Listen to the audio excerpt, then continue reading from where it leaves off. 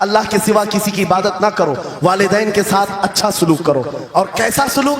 وَلَا تَقُلْ لَهُمَا أُفٍّ وَلَا تَنْهَرْهُمَا, ان کو اف تک نہ کہو, ان کو جھڑک کر بات نہ کرو.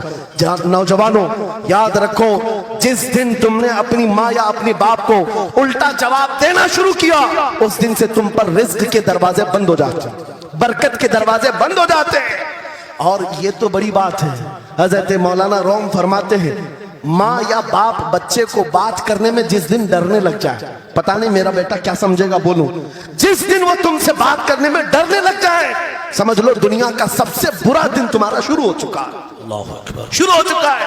ہونا تو یہ چاہیے کہ تمہاری جوانی نہیں, تمہاری عمر بیتنے کو آ گئی. اگر ماں باپ کو اللہ نے سلامت رکھا, چاہے وہ بوڑھے بستر مرض پر ہوں, اس وقت بھی ادب کے بازو پھیلائے ہوئے ہوں, ادب کے بازو. آپ کو پتا ہے صحابہ اکرام بیٹھے, میرے آقا صلی اللہ علیہ وسلم, ایک خاتون آئی, رسول کھڑے ہو گئے, اپنی چادر بچھایا, اس خاتون کو بٹھایا. صحابہ کہتے ہیں ہم نے ایک خاتون کو, آئی ہوئی خاتون کو اتنا ادب کرتے ہوئے رسول اللہ کو پہلی بار دیکھ رہے تھے. وہ خاتون آئی, بیٹھی, مسکرائی, باتیں کی اور چلی گئی. صحابہ نے پوچھا یا رسول اللہ اس خاتون کا ادب کیا ہے؟ میرے آقا فرماتے ہیں یہ میری دائی, میری دودھ پلانے والی ماں حلیمہ سعدیہ, پیدا ہوئے نہیں, دودھ پلائی ہوئی ماں کا یہ ادب میرے نبی نے سکھایا. یہ اخلاق قرآن کے ہیں میرے عزیزوں, قرآن کے ہیں.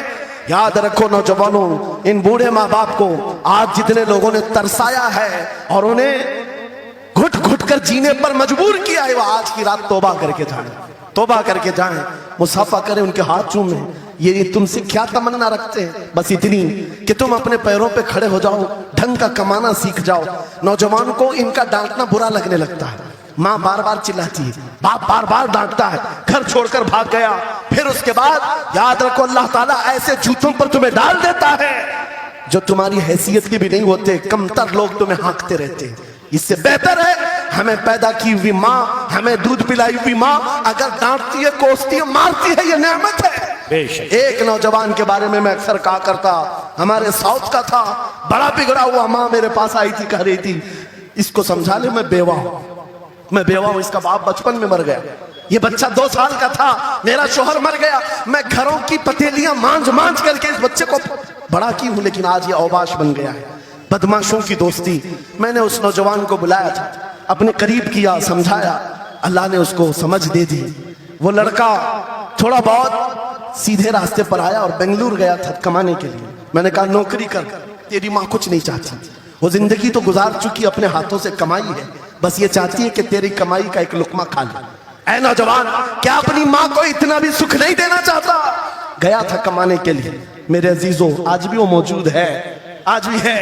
وہ کمایا, مہینہ بھر گزرا تھا یا 2 مہینے, اپنی تنخواہ لے کر کے وطن واپس آیا.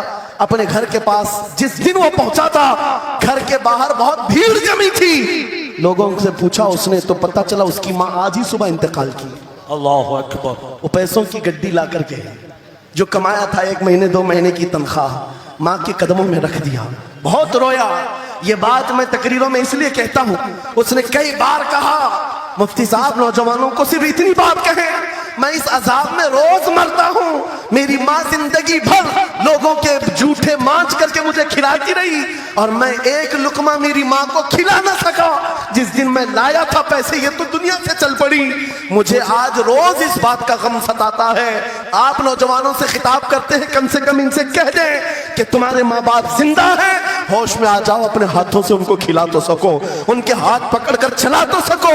اس لیے کہ دنیا کی عظیم نعمت ہے, جس کا باپ زندہ ہے, جس کی ماں زندہ ہے, اس کے حق میں وہ دعا کر لیں. میرے آقا فرماتے ہیں نبیوں کی دعا امت کے برابر جو ہوتی ہے وہ باپ کی دعا بیٹے کے برابر ہوتی ہے.